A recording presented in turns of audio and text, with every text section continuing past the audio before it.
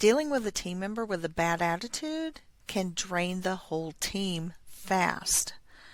In this video, I'll walk you through 5 tried and true steps to handle it calmly and directly so you can correct the behavior without creating drama and protect the rest of your team. Let's start with what not to do.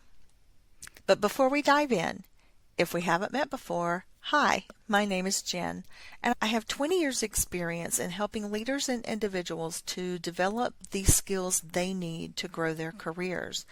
If that's something that's interesting to you, click the like button. Okay, let's dive into this. And let's be real.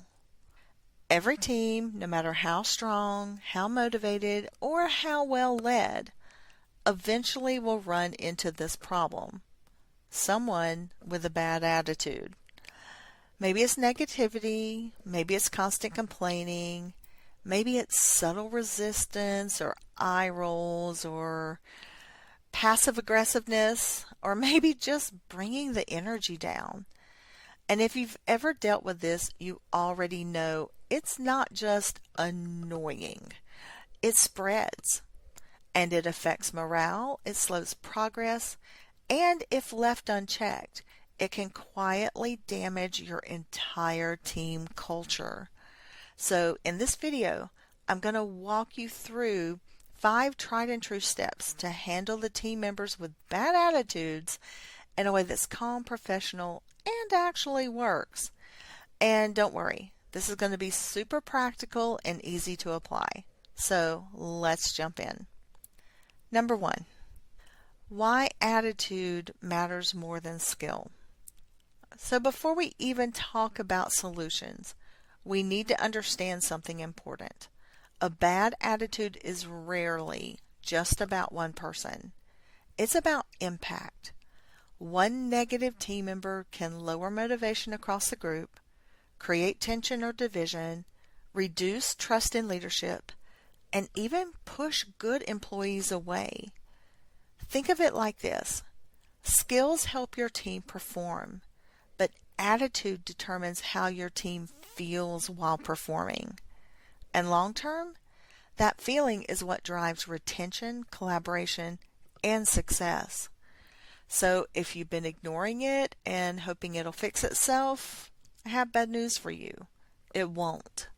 You have to address it, but do it the right way.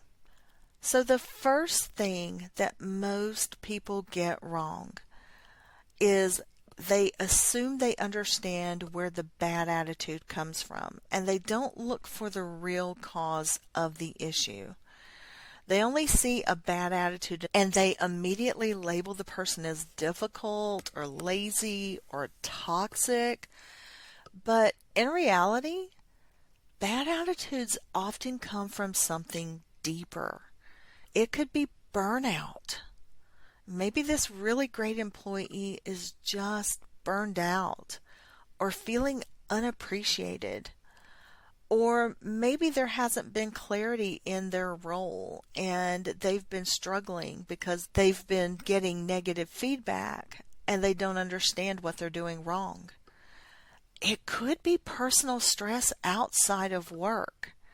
There could be personal things going on in their lives that are impacting how they think and feel. Or it could even be frustration with leadership decisions, whether it's decisions that you have made or the higher level leadership of the company. So before you react, pause and get curious instead of judgmental. Ask yourself, what might be causing this behavior? Because when you understand the root of the problem, you can actually address it and not just the surface behavior. That makes everything easier moving forward.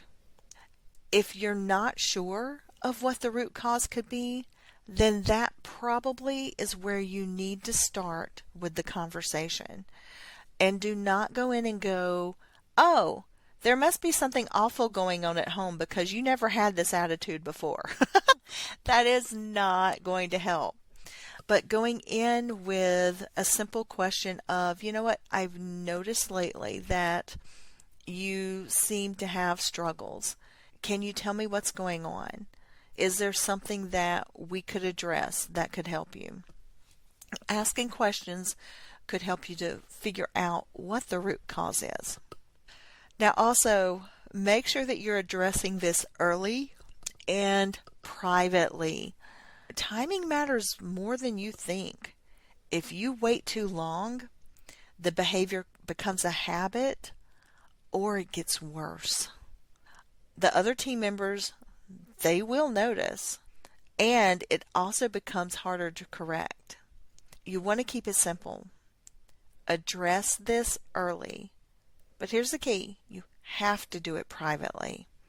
Never call someone out in front of others because that just creates defensiveness immediately.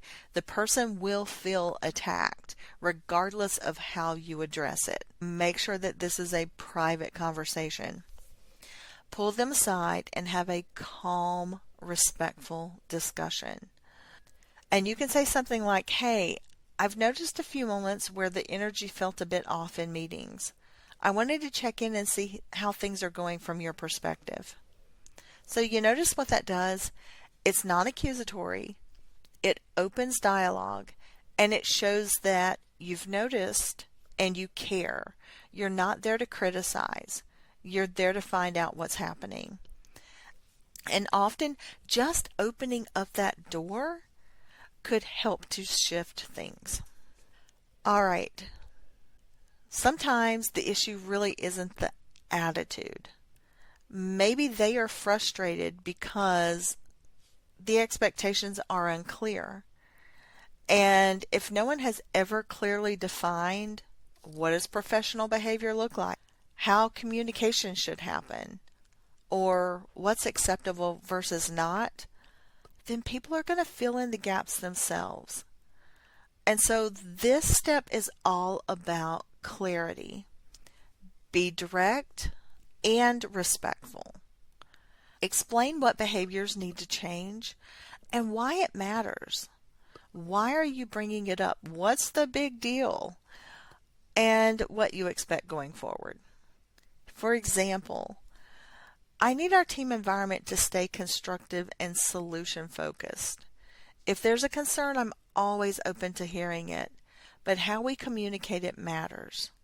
So in this sentence, you've done two things. You've set a standard and you've given them a fair opportunity to meet it. And if things are not going well, you have opened up the door to say, hey, I do want to hear it. But in doing it this way, you've set the expectation of, I want to hear your concerns.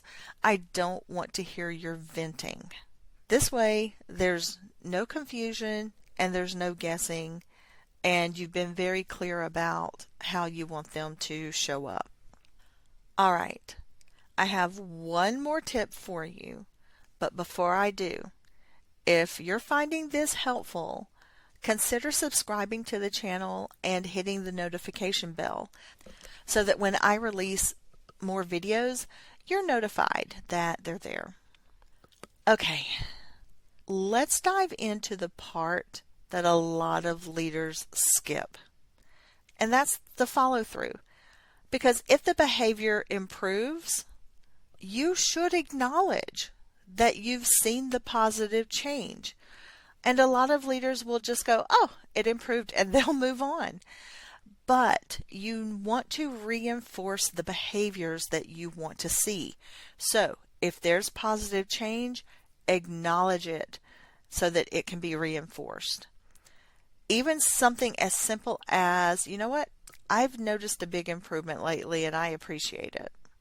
Yeah, that goes a long way.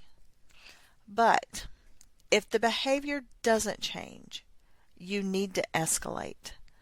And that could be something as simple as beginning documentation on the incidents, setting up performance expectations, or involving HR.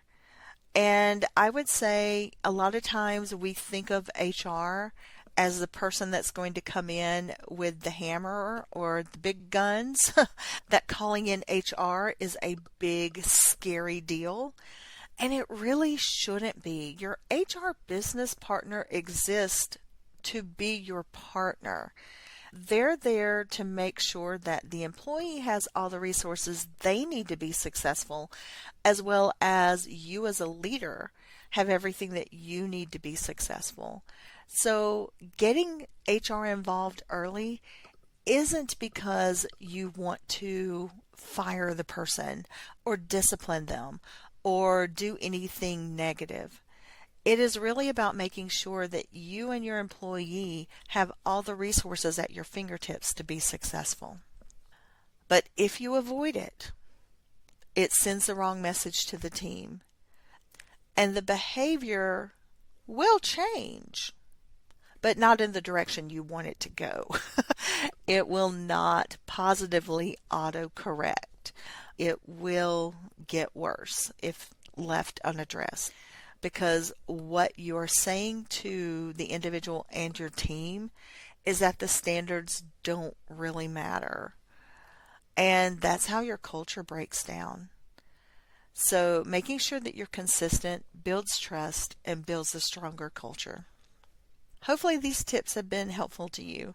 I have additional resources for you in the description as well as the pinned comment below. So feel free to check those out, and also share this video with a friend that could use the tips as well. So let's recap. If you're dealing with this right now, just remember you don't have to be aggressive. It's not about being confrontational. You need to be clear, calm, and consistent. Make sure you're having the right conversation with people and not delaying, because at the end of the day, great teams aren't built by avoiding problems. They're built by handling them the right way. So thank you for joining me on this topic, and I'll see you in the next video.